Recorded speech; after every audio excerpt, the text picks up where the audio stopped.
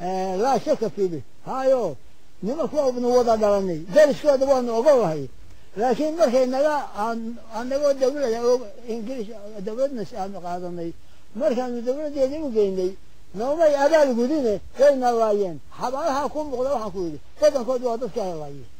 The state of Somalia came into existence in 1960 following a merger between the two independent areas of northern Somaliland, a British protectorate, and southern Somalia, an Italian trust territory.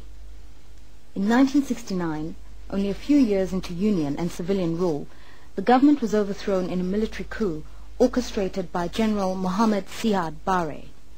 For Somaliland, this was the straw that broke the camel's back. The Barre era was characterized by excessive militarism, corruption and brutality. Somaliland saw itself as the biggest victim of Barre's repression and hatred for the North's so-called progressive forms of democracy and progress. Tired of bearing the brunt of what they saw as southern Somali's inadequacies, the Liberation Somali National Movement of the North regrouped mostly in Ethiopia, and from 1977 to 1990 they waged a guerrilla war against General Barre's expansionist regime, which by this time had spread into the Ethiopian region of the Ogaden.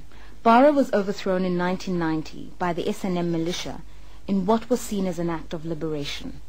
For the North, the demise of Siad Barre was seen as an opportunity to secede. But on what basis was this proclamation of self-determination in 1991?